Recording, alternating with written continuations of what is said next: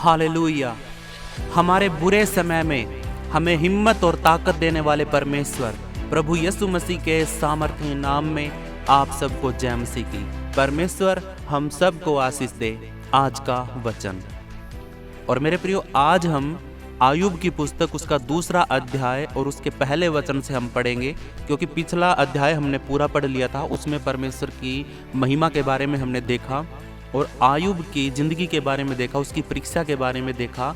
मेरे प्रियो, अगर आपने पहला अध्याय नहीं देखा है तो इससे पहले वाली वीडियो को आप ज़रूर देखें और प्लीज़ चैनल को सब्सक्राइब जरूर करें, वीडियो को लाइक करें, अपने दोस्तों में, अपने परिवार के लोगों में वीडियो को ज़रूर शेयर करें और कमेंट में अपने सवाल आप पूछ सकते हैं, अपनी प्रार्थना के विषय मुझे बता सकते हैं। मैं आप सब के लिए प्रार्थना करूंगा। और सबसे पहले ज़रूरी है कि आप सब भी परमेश्वर के ज्ञान को सीखें, उसके वचनों को सीखें और प्रार्थना करनी खुद सीखें।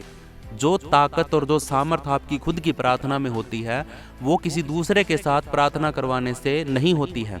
ये विश्वास करो मेरे प्रियो, जब अपने आप अपने मुंह से बोलोगे परमेश्वर को, सीखना जरूरी है कि प्रार्थना कैसे करनी है। अपने टूटे फूटे शब्दों से परमेश्वर से दुआ करो, प्रार्थना करो और वचन को हर रोज पढ़ो। बाइबल को खोलकर उसके वचनों को हर रोज पढ़ो। जब भी कोई बात ना समझ में आए तो आप किसी पास्टर का सहारा ले सकते हैं, आप किसी सेवक का सहारा ले सकते हैं। आप यूट्यूब पे कमेंट कर सकते हैं वीडियो के नीचे कि मुझे इस चीज़ के बारे में बताइए, इस वचन के बारे में बताइए।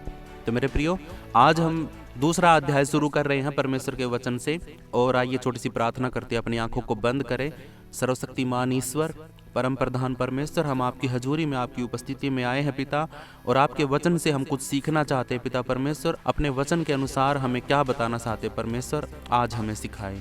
हमारी बुद्धि खुल जाए, हमारी समझ खुल जाए और हमारा दिल भी खुल जाए परमेश्वर, ताकि परमेश्वर हम तेरे शब्दों को, तेरे वचनों को अपने हृदय में डाल सके खुदावन। और परमेश्वर, मैं तेरा सेवक, मैं इस योग्य नहीं हूँ पिता परमेश्वर कि तेरे वचनों को अपने मुंह से बोल सकूं, क्योंकि मैं पापी मनुष्य हूँ परमेश्वर। इस योग्य तूने मुझे बनाया, इसके लिए तेरा धन्यवाद। और मेरा एक एक शब्द परमेश्वर पवित्र आत्मा के अनुसार हो।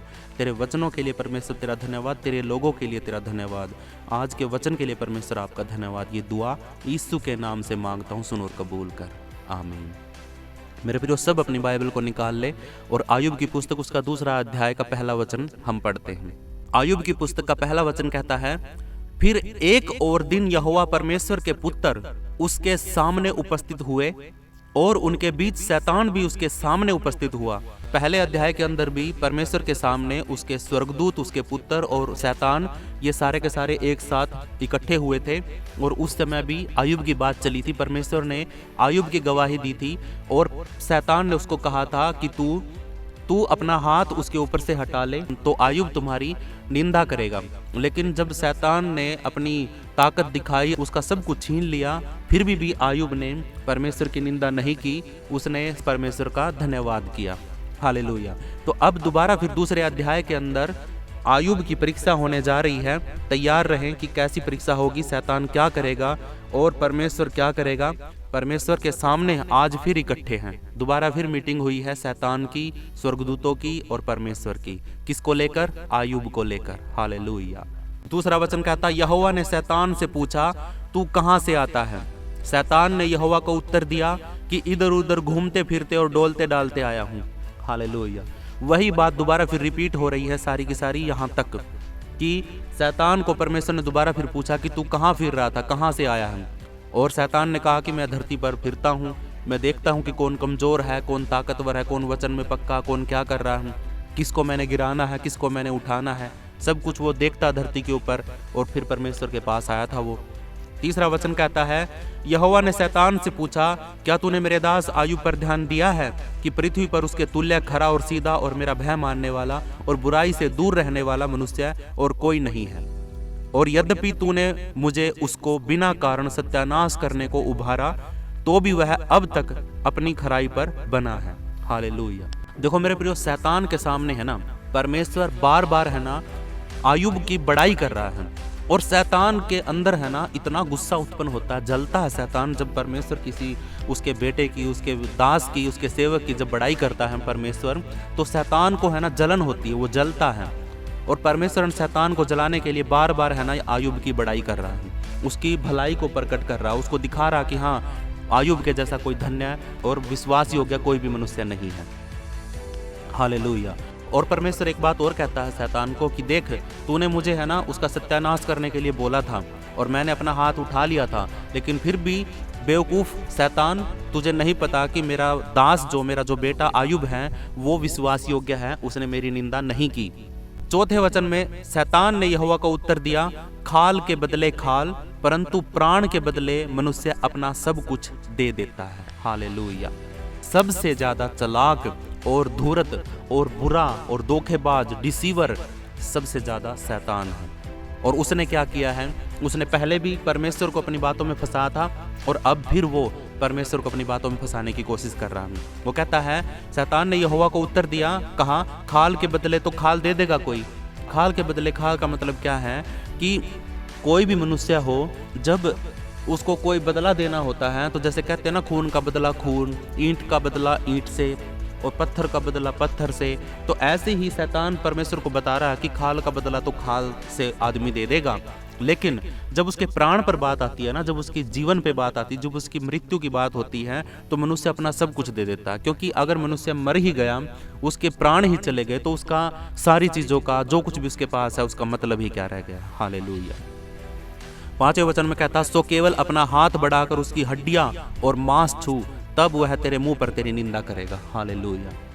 देखो मेरे प्रियो, शैतान तो है ना पूरी योजना बनाता है कि एक धर्मी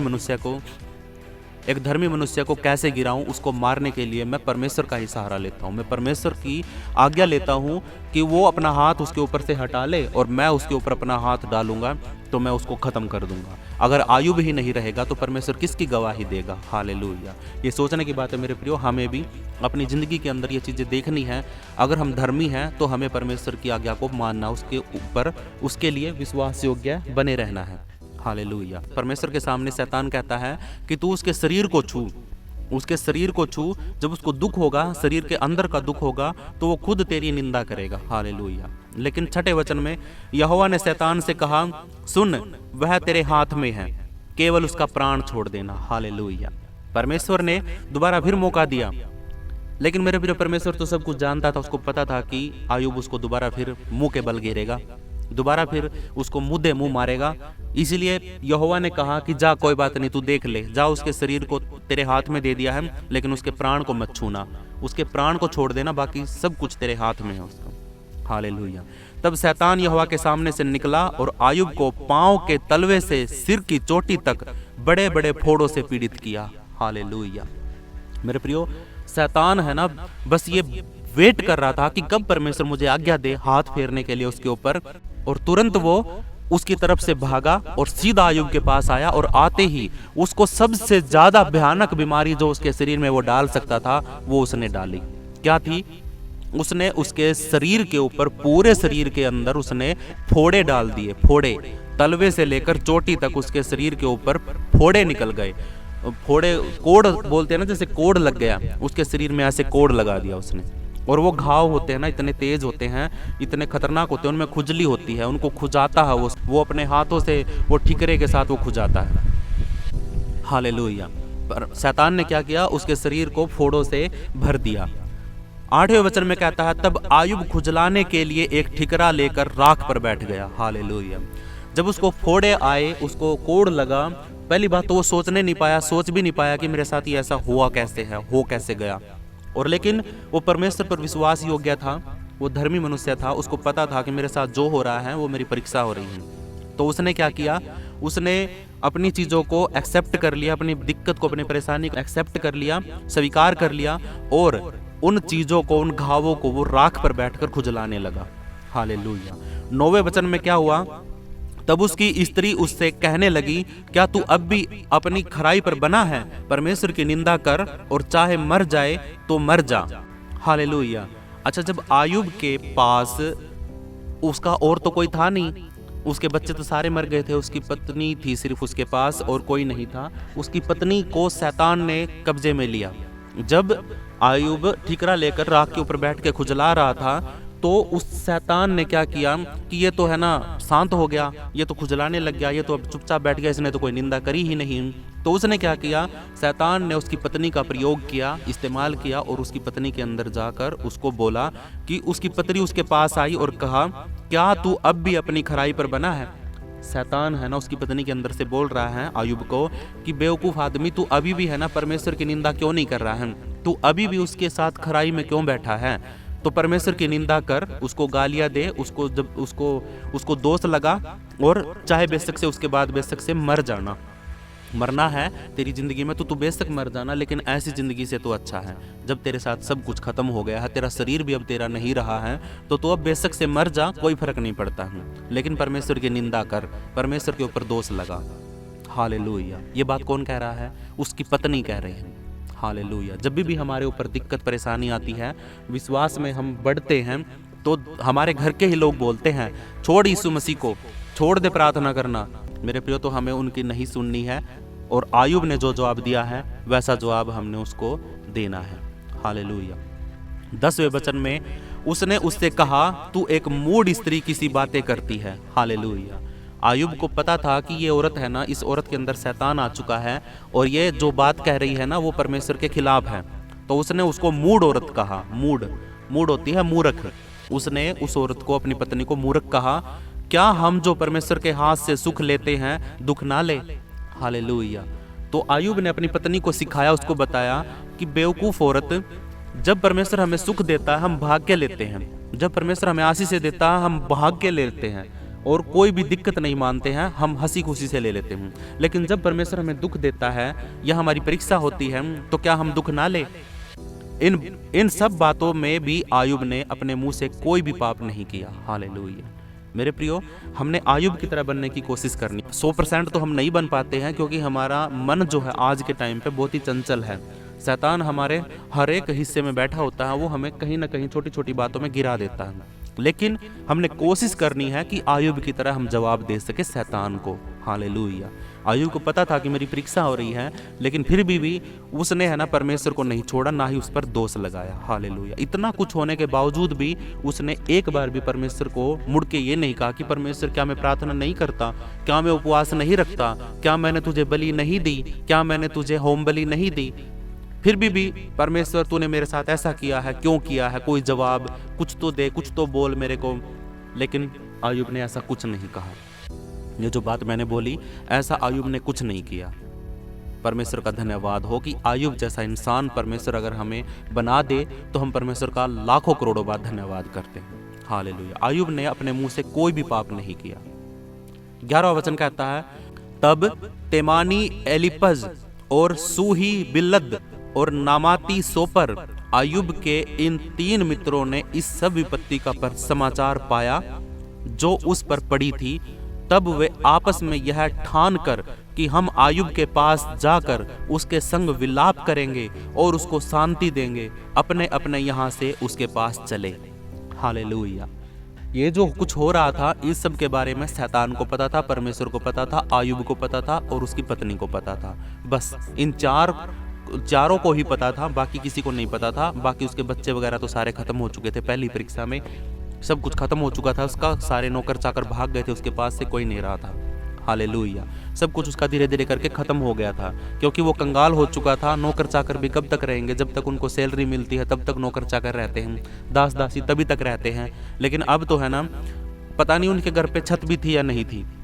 एक टाइम तो था जब आयुब है ना इतना महान था, अंबानी की तरह था, सब कुछ था उसके पास, दुनिया भर का पैसा था। आज उसके हालात ऐसे हो गए हैं कि शायद उसके सर के ऊपर कोई छत है भी या नहीं है, मुझे नहीं पता। हालेलुया। तो क्या हुआ, धीरे से कहीं बात उड़ती हुई है ना उसके 3 मित्रों के पास पहुंच गई। 3 मित्र थे उसके, 3 दोस्त थे उसके। नाम अजीब से हैं, नहीं बोल पाऊंगा, दोबारा से नहीं, मैंने पढ़ दिए हैं, आप बाइबल के अंदर से पढ़ लेना। तो ये 3 दोस्त थे इसके। इन तीनों दोस्तों को पता चला कहीं से कि हाँ आयुब के साथ ऐसा कुछ हो रहा है। तो वो है ना एक मन बनाते हैं और तैयार होते हैं कि हाँ हम आयुब के पास जाएंगे और उसके साथ उसके दुख में सहभागी होंगे और उसको शांति देंगे, हम उसके पास चलेंगे। ये तैयारी कर ली उन्होंने। और 12 वचन में, जब उन्होंने दूर से आंख उठाकर आयुब को देखा और उसे न पहचान सके, तब चिल्लाकर रो उठे और अपना अपना बागा फाड़ा और आकाश की ओर धूली उड़ाकर अपने अपने सिर पर डाली। हालेलुया। मेरे प्रिय, जब कोई किसी के घर में कोई दिक्कत होती है, परेशानी होती है, तो उसका दोस्त आता है तो वो दुखी मन से आता है। इसीलिए ये इसके 3 दोस्त जब आए थे तो इन्होंने दूर से जब आयुब को देखा कि वो तो राख की ऊपर बैठा है, ठिकरे से खुजा रहा है, सर उसका गंजा हो चुका है, बाल उसने मुड़ा दिए थे सारे के सारे। और ऐसी सिचुएशन में उसको देखकर उसके तीनों दोस्त है ना उसको पहचान नहीं पाए, और चिल्लाते हुए जब उन्होंने देखा दूर से कि भी हाँ ये तो आयुब है, तब उन्होंने क्या किया, चिल्लाकर रोते हुए बिलखते हुए ऊपर उसकी तरफ भागे आए और अपने कपड़े फाड़ दिए, आकाश की ओर देखने लगे और नीचे से धूल को, मिट्टी को उठाकर अपने ऊपर डाल लिया। तो मेरे प्रियो, उसके बाद क्या हुआ, तीनों दोस्त है ना अपने दोस्त आयुब के पास आए और देखा कि वो तो है ना बहुत दिक्कत में है, परेशानी में है, ऐसा उसके साथ कैसे हो गया, वो तो बहुत ही ताकतवर था, बहुत ही पैसे वाला था, सब कुछ था उसके पास, तो लेकिन एकदम ऐसे कैसे हो गया, ये हालात उसके कैसे हो गए, वो खुद भी मतलब समझ नहीं पाए थे कि हाँ आयुब के साथ ऐसा हो कैसे गया। 7:13 वचन में कहता है, तब वे 7 दिन और 7 रात उसके संग भूमि पर बैठे रहे, परंतु उसका दुख बहुत ही बड़ा जानकर किसी ने उससे एक भी बात नहीं कही। Hallelujah, hallelujah. मेरे प्रियो, जब किसी के घर में डेथ हो जाती है, आज के समाज में, आज के समय में जब किसी के घर में डेथ हो जाती है, तो आज तो क्या करते हैं, एक दिन के लिए भी है ना लोगों को अपने घर पे कोई आने के लिए बिठाता नहीं है, ना ही कोई उसके घर पे कोई शायद आता है। हालेलुया। क्योंकि अब है ना धीरे धीरे करके ये रिवाजें है ना खत्म हो चुके हैं कि किसी के दुख में जाके लोग है ना बैठते। आज तो क्या होता है, जब किसी की डेथ हो जाती है तो एक दिन के लिए जाते हैं सब उसके घर पे, खाना पीना खाते पीते हैं और वापस आ जाते हैं। लेकिन ये देखो, इसका दोस्त है ना, इसका दुख देखकर 7 दिन और 7 रात है ना वो भूमि पर ही बैठे रहे, आयुब के साथ उसके पास बैठे रहे 7 दिन और 7 रातें, और बहुत बड़ा दुख था उसका, इसीलिए उन्होंने एक भी बात नहीं कही कि कैसे हुआ, कब हुआ, क्यों हुआ। 7 दिन और 7 रात सिर्फ है ना उसके दुख में उसके सहभागी होकर बैठे रहे उसके पास। हालेलुया। तो मेरे प्रियो, आज के अध्याय में हमने सीखा कि आयुब की दूसरी परीक्षा जब हुई तो आयुब ने दूसरी परीक्षा में भी एक बार भी है ना शैतान को मौका नहीं दिया। उसने शैतान को एक बार भी मौका नहीं दिया। उसकी पत्नी के अंदर भी शैतान आया और शैतान ने उसके शरीर को बिल्कुल खत्म कर दिया, नाश कर दिया, कोड़ लगा दिया, फोड़े आ गए उसके शरीर के ऊपर। उन चीज़ों को, उन परिस्थितियों को उसने कबूल कर लिया, लेकिन एक बार भी मन में ये नहीं आया कि मैं अपने परमेश्वर को दोष लगाऊं, मैं उसकी बुराई करूं या मैं उसको गालियां दूं। शैतान ने उसकी पत्नी को भी छुआ और छूकर उसके मुंह से बातें करवाई कि हाँ तू आयुब को बोल कि ये है ना परमेश्वर को दोष लगाए और मर जाए। लेकिन आयुब ने अपने विश्वास के द्वारा, अपने परमेश्वर पर भरोसे के द्वारा उसने अपनी पत्नी को डांटा, उसको मूर्ख बताया और उसको बोला कि तू तो मूर्ख औरत है। क्या जब हम परमेश्वर से सुख लेते हैं तो क्या हम उससे दुख ना लें? जब परमेश्वर हमें आशीष देता है तो क्या वो हमें दुख नहीं दे सकता? जब हम हंसते हंसते सुख ले लेते हैं तो क्या हम हंसते हंसते दुख नहीं ले सकते? ये शरीर जब उसने बनाया है वो सब कुछ देने वाला है, सब कुछ वो रचाने वाला है, मुझे भी बनाने वाला है, तो मतलब क्या हम उससे दुख ना लें? अगर वो हमें दुख देना चाहता है, वो परखना चाहता है, तो क्या हम उसके विश्वास योग्य ना बने? इसीलिए आयुब है ना अब तक भी खड़ा है, एक बार भी उसने अपने मुंह से पाप नहीं किया। हालेलुया। उसके दोस्त भी है ना 7 दिन तक और 7 रातें तक उसके पास ही बैठे रहे, लेकिन उन्होंने भी उसका दुख बड़ा जानकर एक बार भी उससे कोई बात नहीं कही, कुछ नहीं पूछा, ना ही कुछ बताया। हालेलुया। तो हमें भी मेरे प्रियो आयुब से सीखना है कि कितनी भी बड़ी परिस्थिति आ जाए, कितने भी बड़ी दिक्कत आ जाए, परेशानी आ जाए, हमें एक बार भी परमेश्वर पर दोष नहीं लगाना है। कल भी मैंने आपसे यही कहा था कि कभी भी दोष नहीं लगाना परमेश्वर के ऊपर, चाहे तुम्हारे प्राण निकल जाए। हालेलुया। क्योंकि प्राणों को देने वाला भी परमेश्वर है, उनको लेने वाला भी परमेश्वर है। हालेलुया। जब यीशु मसीह ने को अधिकार था कि मैं अपने प्राणों को अपनी मर्जी से दे रहा हूँ, कोई भी मुझसे मेरे प्राणों को छीन नहीं सकता, मेरे पास अधिकार है, मैं अपने प्राणों को देता हूँ, और मेरे पास ये भी अधिकार है कि मैं अपने प्राणों को वापस ले सकता हूँ। हालेलुया। तो मेरे प्रियो, हमें प्राणों से भी, प्राण देने तक भी विश्वास योग्य बने रहना है। दिक्कत, परेशानी, बीमारी, परेशानी तो है ना लाखों आएंगी जिंदगी में, है ना ये नहीं पता कब क्या हो जाए। संसार में हम रहते हैं, हम स्वर्ग में नहीं रहते। अब हम पापी मनुष्य हैं, कोई धार्मिक मनुष्य नहीं है। हम कितने भी धार्मिकता के काम कर ले, लेकिन फिर भी हम पापी ही रहेंगे। हमारा शरीर है ना नासमान ही रहेगा। हम कभी भी ऐसे नहीं होंगे कि हमें कोई दुख नहीं होगा कभी भी। मेरे प्रियो, ये शरीर तो है ना नासमान है, आज नहीं तो कल इसमें दिक्कत परेशानी आती ही रहेंगी, लेकिन उन परेशानियों को देखकर हम परमेश्वर को दोष नहीं लगा सकते। हालेलुया। ना ही हमने परमेश्वर को दोष लगाना है, ना ही उसकी निंदा करनी है, ना ही उसको कहना है कि परमेश्वर हमने तेरे लिए ये किया और तूने हमें दुख दे दिया। हालेलुया। जो कुछ परमेश्वर ने दिया हमने उसके लिए परमेश्वर का धन्यवाद करना है। सुख देते हैं धन्यवाद करते हैं, दुख मिल जाए तो भी परमेश्वर को धन्यवाद कहना है। कल भी है ना आयुब ने कहा कि यहोवा तेरा नाम धन्य है। हालेलुया। तो मेरे प्रियो, आइए अपनी आंखों को बंद करें और प्रार्थना करते हैं इस वचन के लिए। पिता, मैं आपसे विनती करता हूं कि आज के वचन के द्वारा आपने हमें बहुत बहुत गहरी बातें परमेश्वर आज आपने हमें सिखाई। आयुब के जीवन के द्वारा परमेश्वर, इसके जीवन के अनुसार परमेश्वर आपने हमें बनाना है।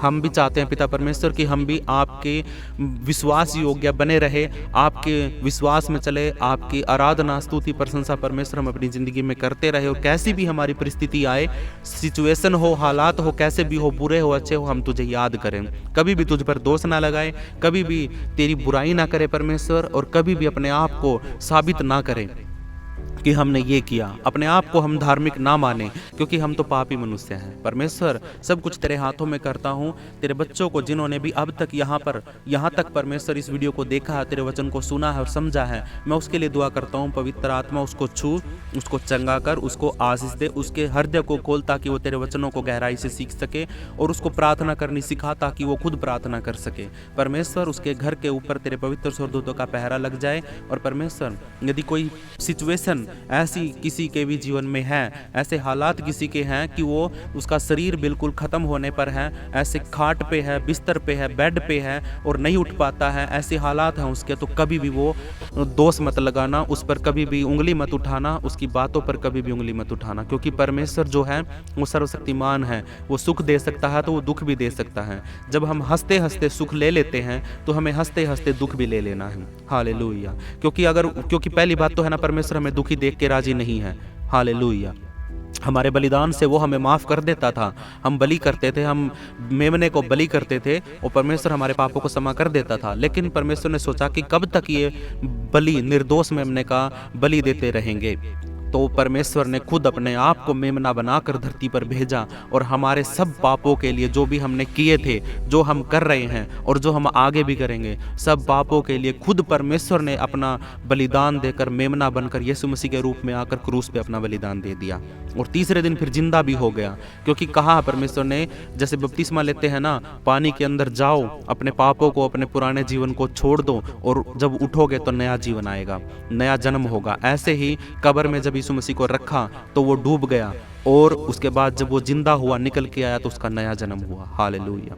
परमेश्वर सामर्थी है, अनुग्रहकारी है, दयालु है। परमेश्वर पर विश्वास योग्य बने रहे, कभी भी धोखा मत दे, चीटिंग ना करे, और परमेश्वर के वचन को हमेशा हर रोज पढ़े। इस वीडियो को यहाँ तक देखने के लिए परमेश्वर आप सबको आशीष दे।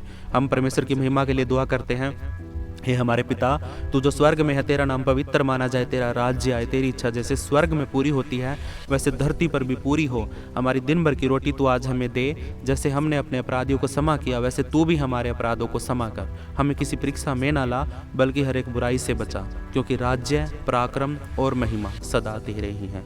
पवित्र करने वाले पवित्र परमेश्वर, हम आपका धन्यवाद करते हैं, और इस समय को परमेश्वर हम धन्य कहते हैं, क्योंकि आज हमने तेरे वचन को पढ़ा, और परमेश्वर ये हृदय में हमारे लिखा जाए। मेरे प्रियो, इस वीडियो को लाइक करें, शेयर करें, और कमेंट में अपना नाम और अपने शहर का नाम जरूर लिखें। कोई भी बात हो, कैसी भी हालात हो, कैसी भी सिचुएशन हो, कभी भी मत हिलना, कभी भी मत डगमगाना। कोई भी कितनी भी बातें बोले, परमेश्वर को दोष मत लगाना। अपनी हालातों में संभलने के लिए परमेश्वर से दुआ करना, परमेश्वर बचा, बस इसके अलावा कुछ मत कहना। परमेश्वर आप सबको आशीष दे। सबको जय मसीह की।